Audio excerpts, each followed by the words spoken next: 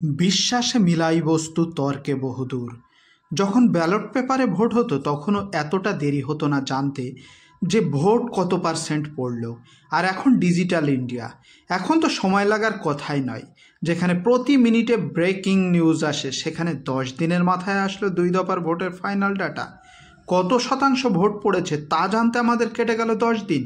তাও আবার final data আর ভোটের দিনের সন্ধ্যার ডাটার মধ্যে বিস্তর ফারাক। যেখানে মাত্র 2% ভোটে সরকার বদল হয়ে যায়, সেখানে প্রায় 6% ভোটের ডিফারেন্স। সত্যিই বিচিত্র এ দেশ সেলুকাস। ভারতের নির্বাচন কমিশন প্রতিষ্ঠিত হয় সেই স্বাধীনতার প্রাক্কালে 1950 সালে। প্রথম প্রধান নির্বাচনের পথ আলোকিত করে এক নির্ভীক বাঙালি সুকুমার সেন। ভারতের নির্বাচন কমিশন গণতান্ত্রিক প্রক্রিয়া বজায় রাখতে এবং দেশে সুষ্ঠু ও নির্বাচন নিশ্চিন্তে করতে গুরুত্বপূর্ণ ভূমিকা পালন করে। নির্বাচন কমিশন 1989 সাল পর্যন্ত এটি একটি একক সদস্যের কমিশন ছিল। তারপর 1989 সালের সংশোধনের মাধ্যমে 3 সদস্য বৃদ্ধি করে। আবার 1990 সালে নির্বাচন কমিশনের 2টি পদ বিলুপ্ত করা হলেও 1993 সালে আবার সংশোধনে একজন প্রধান নির্বাচন কমিশনার এবং 2 জন নির্বাচন কমিশনার নিযুক্ত হয়। এখন প্রশ্ন হলো, এই 3 জনকে কিভাবে নির্বাচন করা হয়? ভারতের প্রধানমন্ত্রী, বিরোধী দলনেতা এবং একজন কেন্দ্রীয় মন্ত্রী দিয়ে। তাহলে কারা নিয়োগ করল? মাননীয় প্রধানমন্ত্রী নরেন্দ্র মোদী, কেন্দ্রীয় গৃহমন্ত্রী অমিত শাহ, বিরোধী দলনেতা অধীর রঞ্জন চৌধুরী। 3 জন মিলে একটি বোর্ড তৈরি হলো, আর সেই বোর্ড থেকে নির্বাচিত হলেন এই আমাদের নির্বাচন কমিশন। যাই হোক, নির্বাচন যারাই করুক না কেন, প্রধান নির্বাচন কমিশনার রাজীব কুমার এবং আরও 2 জন নির্বাচন কমিশনার গণেশ কুমার ও সুখবীর সিং সাধু। তাহলে এখন ওনাদের নিয়ে কেন এত কথা উঠছে? কথা কেন উঠবে না সেটা ভাবুন। 6% ভোটের ডিফারেন্স, তাও আবার 10 দিন পরে তথ্য দিল, তাও কোনো প্রেস কনফারেন্স ছাড়া। কোনো বিবৃতি নেই। কেন দেরি হলো? বিবৃতি যা দিয়েছে তাও কি গ্রহণযোগ্য? 6% ভোট মানে প্রায় 20 লক্ষ ভোটার বৃদ্ধি পেল। যেখানে একজন ভোটারকে পরীক্ষা নিরীক্ষা করে তারপরে ভোট দিতে দেওয়া হয়, সেখানে 20 লক্ষ ভোটার বৃদ্ধি পেয়ে গেল। ভোটের দিনের সংখ্যা যেটা ছিল সন্ধ্যা 7টায় দেওয়া হয়েছিল, আর তার 10 দিন পরে তথ্য। তাহলে প্রশ্ন কেন উঠবে না? আমরা এতদিন দেখে আসছি যে ভোটের দিন সন্ধ্যায় নয়তো তার পরের দিন পুরো ডিটেলস জানা যায়। কত পার্সেন্ট ভোট পড়লো, কোন আসনে কত পার্সেন্ট, এমনকি কতজন নারী ভোটার, কতজন পুরুষ ভোটার, সব কিছু উল্লেখ করে দেওয়া হয়। আর এবছরে কেন এত দেরি হলো, এটাই বড় প্রশ্ন সকলের মনে। আর প্রায় 10 দিন পরে জানানো হলো, তারপরেও এখনও ক্লিয়ার নয়। বলছি, আসলে হচ্ছেটা কি? সাধারণ জনগণের মনে কৌতূহল তো জাগবেই। যেখানে প্রতি 2 ঘন্টা পর পর প্রিসাইডিং অফিসার ঊর্ধ্বতন কর্মচারীকে সম্পূর্ণ ডাটা প্রেরণ করছে, তারপরেও কেন এত দেরি? বিরোধী পক্ষ তো প্রশ্ন করবেই, আর আমজনতার মনে উদ্বেগ জাগবে না? এত বড় কিছু হয়ে গেল। জাতীয় নির্বাচন কমিশন, রাজ্য স্তরে নির্বাচন কমিশন, তারপরেও কত শত সরকারি কর্মচারী আছে, সবার খাওয়া দাওয়ার ঘুমের সময় থাকে না এই নির্বাচনের সময়। তারপরেও কেন সঠিক তথ্য পাবে না সাধারণ জনগণ? কত শত প্রযুক্তি, কত শত ডেভেলপমেন্ট করেছে কমিশন। ইভিএমের উপর ভরসা রাখতে শুরু করে ভারতের জনগণ। সরকার নির্বাচন কমিশনার সেই 1982 সালের পর থেকে। তারপরে আজ তো ভিভিপ্যাট পর্যন্ত চালু হয়েছে, এমনকি নোটা বাটন পর্যন্ত চালু হয়েছে। কোনো প্রার্থী পছন্দ না হলে আপনি নোটা অপশনে ভোট দিতে পারেন। আবার ভিভিপ্যাটের সাহায্যে দেখতে পারেন আপনি কোন প্রার্থীকে ভোট দিলেন, সেটাও কিন্তু আপনার সামনে ফটো আকারে ভেসে ওঠে। এখন তো আপনি কাকে ভোট দিলেন তাও ভেসে উঠছে এলইডি লাইটের সাথে সাথে। এত অত্যাধুনিক যন্ত্রপাতির পরেও কেন প্রশ্ন উঠছে নির্বাচন কমিশনার ইভিএমের উপর? আমরা কি সঠিক ব্যবহার করতে পারছি না ইভিএমের, নাকি নির্বাচন কমিশনার কোনো ফাঁক রেখে দিচ্ছে? চলুন একটু আলোচনা করে নিই কেন এত প্রশ্ন উঠছে।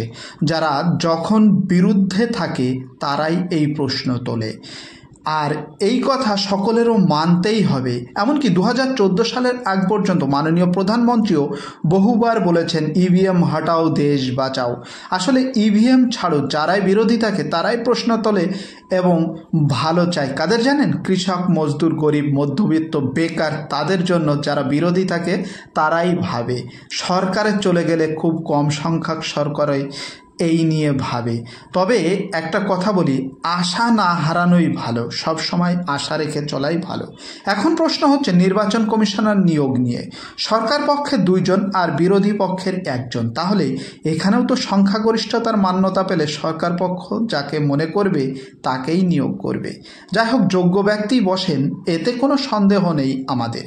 তবে ওই যে নিরপেক্ষতা বলে একটা কথা আছে না, যেখানে বিরোধী পক্ষের অধীর রঞ্জন চৌধুরী নির্বাচন কমিশন সিলেক্ট করার সময় বলেই দিয়েছিলেন সময় এবং যে ব্যক্তিদের নাম নমিনি করা হয়েছিল তা খুবই অল্প ছিল, অর্থাৎ যথাযথ সময় পেয়ে ওঠেনি উনি।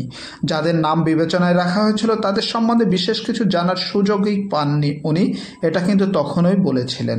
তারপরেও এখন যে পরিস্থিতি, 2 দিন আগে এক ভাষণে উনি বলেছেন টিএমসিকে ভোট দেওয়াও যা, বিজেপিকে ভোট দেওয়াও তাই।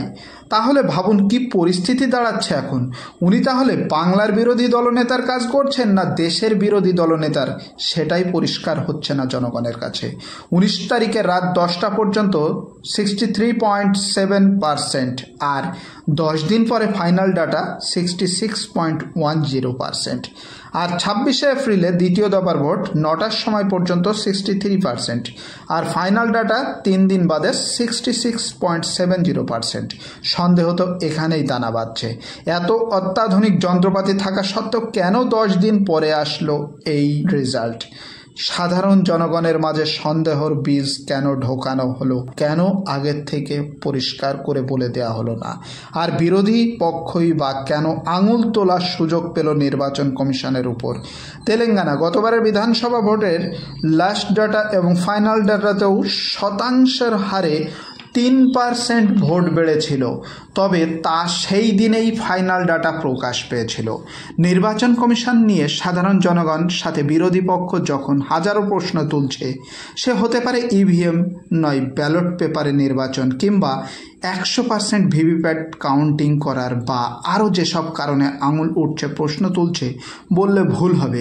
সুপ্রিম কোর্টে পর্যন্ত কেস উঠেছে। এমতো অবস্থায় কেন সাধারণ মানুষের মনে নতুন করে প্রশ্ন উঠাচ্ছেন আপনারা, যেখানে সুপ্রিম কোর্ট সরাসরি বলছে সব ব্যাপারে সন্দেহ করা ঠিক নয়। নির্বাচন কমিশনের উপর দেশবাসীকে ভরসা রাখার আহ্বান জানাচ্ছে সুপ্রিম কোর্ট। তখন কি করে কোনো এক্সপ্লেনেশন ছাড়াই 10 দিন পরে ফাইনাল ডেটা বের হচ্ছে? প্রশ্ন তো উঠবেই সাধারণ জনগণের মনে। আর আমরা বাঙালি, আমাদের সন্দেহ তো বেড়েছে 2021 সালের নন্দীগ্রাম বিধানসভা নির্বাচনের ফল ঘোষণার পর থেকেই। যে কেসের ফল এখনও বিচারাধীন, তাই এ ব্যাপারে বেশি জল ঘোলাচ্ছি না। তারপর সাম্প্রতিক বিভিন্ন বিরোধী দলনেতার কাছেই এখন আবার নতুন প্রশ্ন এবং সন্দেহর বাতাবরণ সৃষ্টি হলো। সাথে আমাদের রাজ্যের মাননীয় মুখ্যমন্ত্রী মমতা ব্যানার্জি দাবি করছেন 19 লক্ষ ইভিএম মেশিন খুঁজে পাওয়া যাচ্ছে না সারা দেশে। এখানে আবার সত্যিকারের বিক্রম রাঠোরের দেখা মিলবে কিনা তা পরিষ্কার নয়। তবে সত্যিই যদি 19 লক্ষ ইভিএম নিখোঁজ থাকে, তাহলে সেই ইভিএম কোথায় গেল? দেশের জনগণের সামনে জওয়ান ছবির মতো বিক্রম রাঠোর তো এখনো কোনো ডিমান্ড নিয়ে আসলো না। আর যদি ইভিএম সুরক্ষিতই থাকে, তাহলে টিএমসি নেতৃত্ব লিখিত প্রশ্ন করেছে, তার উত্তরও কি নির্বাচন কমিশন লিখিত কোনো বিবৃতি দিয়ে দেবে? আসলে সাধারণ জনগণ এখন অধীর আগ্রহে চেয়ে আছে নির্বাচন কমিশনের সঠিক উত্তরের অপেক্ষায়। সঠিক বিশ্লেষণ অন্তত সাংবাদিক সম্মেলনে পাওয়া যাবে সেই আশায় বসে আছে সাধারণ জনগণ। আমার আপনার মতো সাধারণ জনগণের মনে একটাই প্রশ্ন এখন, তা হলো ইভিএম বক্স যেগুলিতে ভোট হলো সেগুলি এখন সুরক্ষিত আছে তো? নির্বাচন কমিশন ইভিএম নিয়ে গিয়ে রেখেছে কোথায় জানেন? স্ট্রং রুমে। সেখানে কিভাবে সুরক্ষিত আছে তা নিয়ে ভাবার দরকার পড়ে না সাধারণ জনগণের। দিন শেষে রাতে যখন নিশ্চিন্তে ঘুমাতে যান দেশের প্রতি বিশ্বাস রেখে, সেই রকম বিশ্বাসেই থাকে এই স্ট্রং রুম। তার পাহারায় আছে ভারতের নির্ভীক স্বাধীন চেতা দেশের জনগণ, যাদের জন্য নিশ্চিন্তে সুরক্ষিত থাকে সেই সেনাবাহিনী।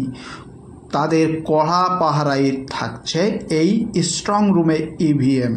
সাথে সেনাবাহিনীর উপর নজরদারি করার জন্য কত শত আরও সরকারি কর্মচারী। তারপরেও সবসময় মনিটরিংয়ের ব্যবস্থায় আছে 24x7 আওয়ার্স সিসিটিভি ফুটেজের নিরীক্ষণে।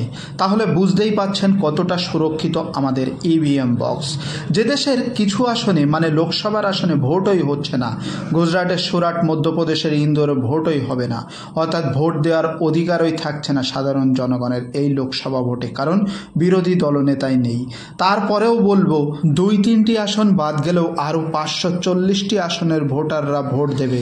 তাই নির্বাচন কমিশনের উপর ভরসা রাখুন। সন্দেহের কথা উঠলেও বি পজিটিভ এবং যার যেদিন ভোট তারা অবশ্যই ভোট দিতে যাবেন। কনফিউশন হ্যাঁ, সলিউশন কুছ পাতা নেই, এমন অবস্থা দাঁড়িয়েছে আমাদের। যাই হোক, ইলেকশন কমিশন এবং ভোট নিয়ে এত কিছু বললাম, তবে এগুলো শুনবে কে? তাই আপনার কাছে আমার অনুরোধ, প্লিজ যদি ভিডিও ভালো লেগে থাকে তাহলে শেয়ার উইথ ইয়োর প্রিয়জন, আর একটি লাইক করে দেবেন। চ্যানেলে নতুন হলে please subscribe my channel. Okay, thank you for watching my video.